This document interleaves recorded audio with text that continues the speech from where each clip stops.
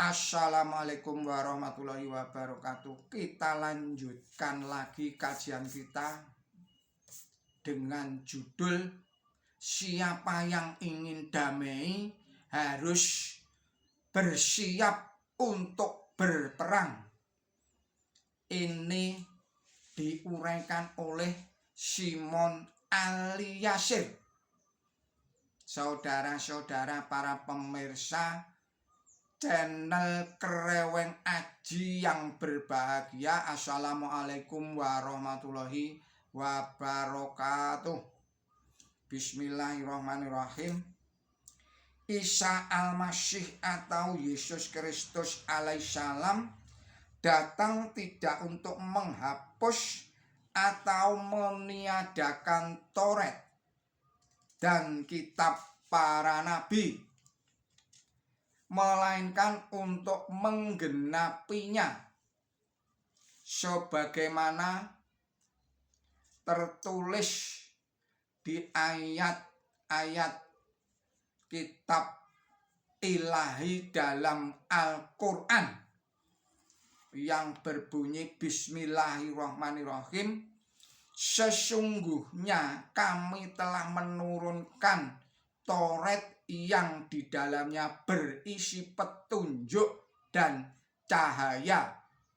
Para nabi yang berserah diri kepada Allah mengadili dengan itu kepada orang-orang Yahudi dan para pendeta dan ulama mereka, karena mereka diharuskan menjaga kitab Allah dan menjadi saksi atas itu. Surat 5 surat Al-Maidah ayatnya 44.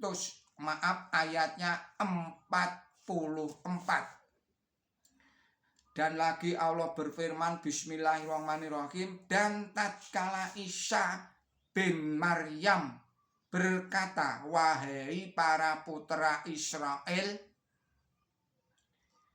sesungguhnya aku adalah utusan Allah kepada kamu yang membenarkan apa yang ada sebelumku tentang Taurat. Surat 61 ayat 6. Saudara-saudara para pemirsa channel Kreweng Aji yang berbahagia, di dalam Bible pun kita baca pernyataan sebagai berikut. Bismillahirrahmanirrahim. Dalam Bible pun kita baca, janganlah kamu menyangka bahwa aku datang untuk meniadakan hukum Taurat atau kitab para nabi. Aku datang bukan untuk meniadakan, melainkan untuk menggenapinya. Karena aku berkata kepadamu, sesungguhnya selama belum lenyap langit dan bumi ini, satu iota atau satu titik pun tidak akan ditiadakan dari hukum Taurat sebelum semuanya terjadi. Karena itu, siapa yang meniadakan salah satu perintah hukum Taurat, sekalipun yang paling kecil,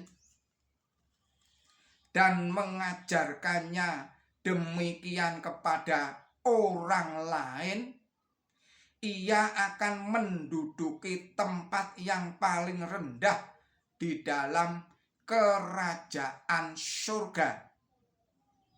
Tetapi siapa yang melakukan dan mengajarkan segala perintah-perintah hukum Taurat, ia akan menduduki tempat yang tinggi di dalam kerajaan surga. Kitab Matius pasal 5 ayat 17 sampai dengan ayat 19. Dari ayat Injil yang tersebut terang sekali bahwa kedatangan Yesus Kristus alaihissalam tidak menghapus atau meniadakan hukum Taurat dan kitab para nabi, melainkan untuk menggenapinya. Jelasnya ayat-ayat Taurat yang kolonialistik, imperialistik, ekspansionalistik, diskriminatif, dan rasistik tetap berlaku, terutama dalam masalah teologis sebagaimana dinyatakan di dalam ayat 34 sampai 36 kitab Matius pasal 10 yang bunyinya bismillahirrahmanirrahim, janganlah kamu menyangka bahwa aku datang untuk membawa damai di atas bumi. Aku datang bukan untuk membawa damai, melainkan pedang. Sebab aku datang untuk memisahkan orang dari ayahnya, anak perempuan dari ibunya, menantu perempuan dari ibu mertuanya, dan musuh orang ialah orang-orang seisi rumahnya. Kitab Matius pasal 10 ayat 34 sampai dengan ayat 36. Maksud dari ayat tersebut jika dihubungkan dengan ayat-ayat sebelumnya, dimulai dari ayat 16 dan ayat-ayat sesudahnya, mengandung petunjuk bahwa menjadi pengikut Yesus Kristus alaihissalam amat berat konsekuensinya, karena harus menanggung apapun akibatnya. Akan tetapi karena ada pesan, pergilah, jadikanlah semua bangsa muridku, dan baptislah mereka dalam nama Bapa dan Anak dan Roh Kudus. Kitab Matius pasal 28 ayat 19. Dan lagi pesan, pergilah ke seluruh dunia, beritahukanlah Injil kepada segala makhluk.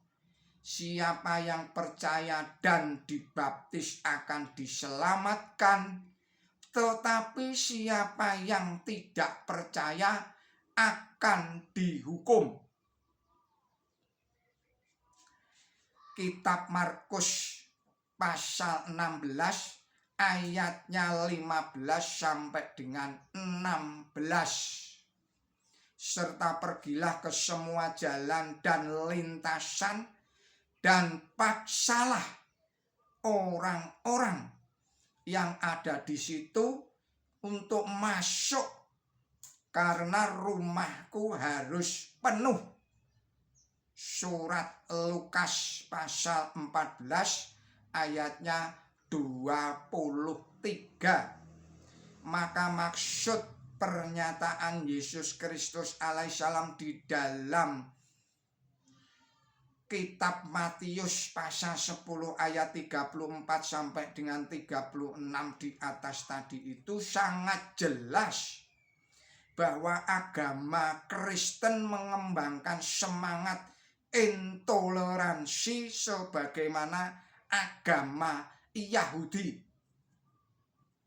Sejarah pun mencatat bahwa agama Kristen dianut oleh umat manusia karena pedang. Di Eropa Barat, agama Kristen dipaksakan. Siapa bertahan pada agama kafir dihukum mati. Terdapat di dalam buku sejarah gereja halaman 284. Saya ulangi lagi, dalam buku sejarah gereja halaman 84. Karel Agunglah pahlawan kristenisasi terkenal di Eropa Barat. Sedangkan di Eropa Timur muncul Vladimir Agung yang dibaptis di dalam tahun 987 Masehi, lalu mengkristenkan seluruh rakyatnya dengan paksa. Saudara-saudara, para pemirsa channel Kreweng Aji yang berbahagia, kita akhirkan dulu risalah ini. Kita sambung lagi pada video-video berikutnya. Mohon maaf atas segala kesalahan dan kekilapan saya di dalam menyampaikan risalah ini. Billahi taufik wal hidayah. Wassalamualaikum warahmatullahi wabarakatuh.